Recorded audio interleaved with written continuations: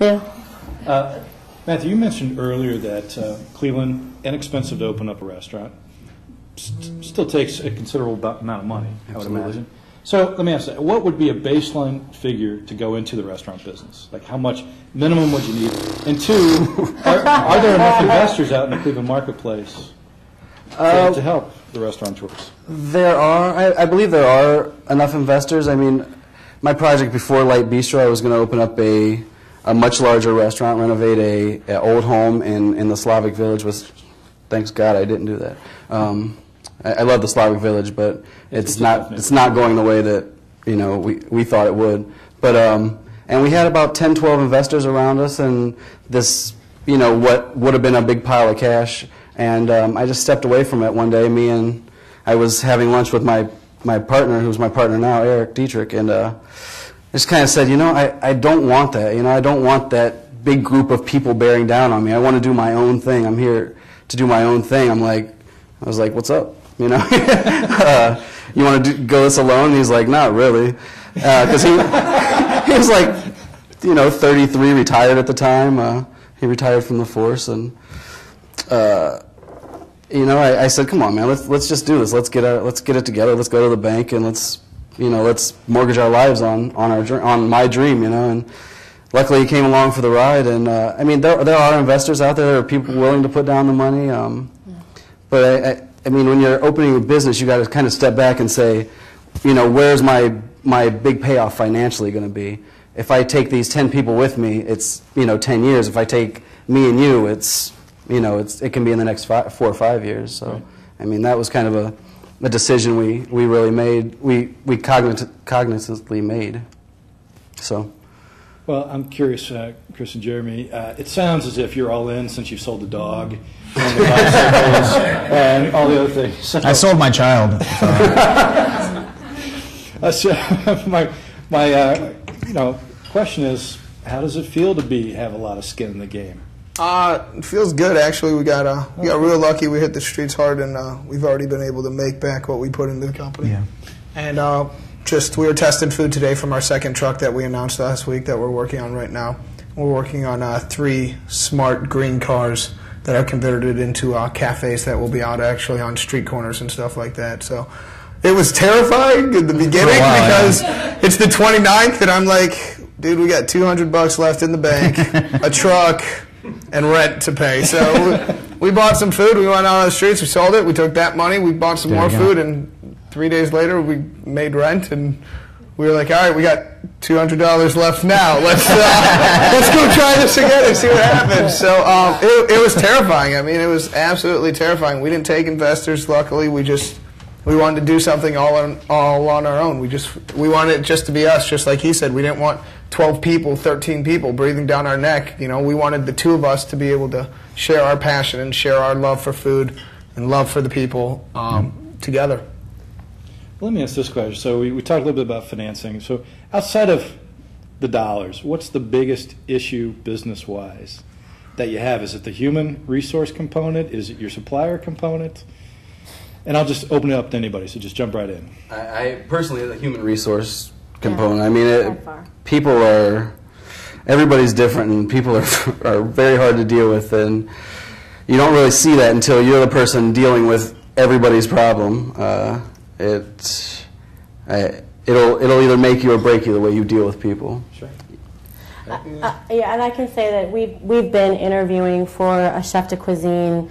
I'm losing both of my arms at the end of the summer, and we've been together for almost 3 years, and I love him, and it just happens to be that he needs to leave the industry. So, and I'm picky about who it is that I want to share the kitchen with. But for 3 months I've been interviewing, and literally I think that the workforce in Cleveland, there's all this passion, all this talent, and luckily people are staying in Cleveland and keeping it here.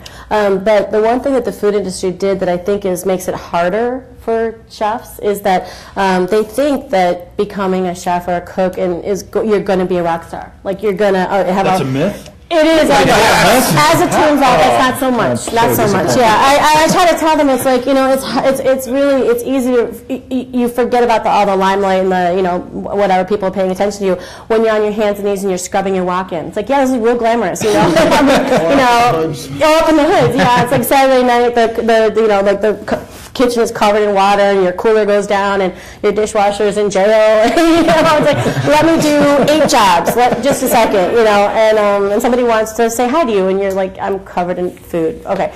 So I think that the younger workforce in Cleveland has this somewhat altered view of what it would be like, because they made Caesar salad dressing for their mom's party. They think, and she said, you should be a chef. Okay, now this guy thinks he's going to go in and run a kitchen and make 60 grand. And it's like, oh, okay.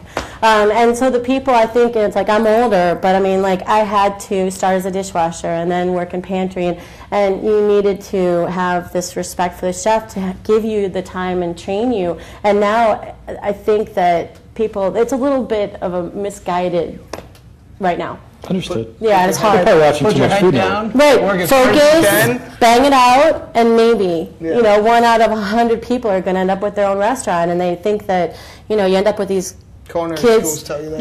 Yeah, exactly. It's like you end up with these kids in your kitchen who really, they just need to pay homage to what is in front of them and make their way. And I think they walk in the kitchen thinking it's going to be, well, there's no way what it's going to be. Like, I'm sorry, let that go. You have to love what you do to get through all the hardship and me yelling at you and throwing stuff at you. You know, not that that actually happens, but, you know, no way. Exactly what? Yeah, my staff will be like, really? But, you know, you have to really be driven by that to get through that, and I think that it's just, I think they're led kind of. Well, fair enough, Michael. You've been quiet over there. I'll add on to say that, you know, the hiring process for me has become less of a hiring process, more of a weeding process. You know, bring them in, test them out, and most of the time you're bringing somebody else in right behind them to try them out. There's been a lot of that, especially the last couple of years, and with the high unemployment rates, you get a lot of people who were a grill cook in 1974 while they were going to John Carroll, and now they want to all of a sudden be a chef. So that's been tough to deal with too. Is you know, 75% of your applicants, you have no business. We do that, and on a different side of things, you know, one of the tough things with business, and maybe you guys see it as well, with dealing with as many farmers as we do and many local products. We know that Ohio has a very short growing season, so sourcing quality products in the winter months is quite a job. A lot of stuff comes in and just not up to par, and we see that a lot. So at some point, some of the purveyors in Cleveland need to step it up to match the restaurant's demand for the product that we want to use. Fascinating. I did not know that. So last question for Chris Jeremy for this particular topic. You guys have a second truck coming online. Are you going to split the team up, or you've got other people behind you? Well, we finally made enough to bring. We hired somebody. Yeah, we so we don't have to clean the truck at 5 a.m. anymore when we get home. Yeah, we hired a couple people in to take care of it. We have somebody specifically working on bread and stuff for us for this truck, and then for the steam buns for the other truck. Hopefully, we can pay him back through his hard work by letting him do a bakery or something else and sell his bread on the side. We care very much about the people we employ. My little sister moved here. She saw me going crazy over Mother's Day, and she was like, "Do you need help?" I was like, "Yes." So she moved the next week and took over events and keeping track of our minds. So yeah, we were losing it for sure. Yeah, but no. And now we're going to do it again. We definitely think, you know, I agree with what Michael said. You know, a lot of purveyors got to step it up. I mean, half of them just kind of drop off whatever they want to drop off because they feel they can drop it off. And if we stick together, we keep using local farms and stuff, it's not only going to, you know, help those local farms, it's going to send a message to the big corporate people that are, you know, just, well, we got to sell this food, it's in the back of the cooler, let's just sneak it under here, and there we go, it's already in their cooler, they're not going to realize it, and, you know, if we stop ordering something because we could get it from someone for a lot better, it's going to make them step up, and maybe they're going to start looking at the local farms and looking at bringing in that sort of stuff and carrying their product, which can only help branch these farms out. Yeah. Rock and roll. Hey, Joe, let's go to the next slide. Which is finance. We talked a little bit about this. So how did you start your first restaurant? Was it credit cards and friends and family? Was it a SBA loan? Was it investors? We'll just start with you, Heather.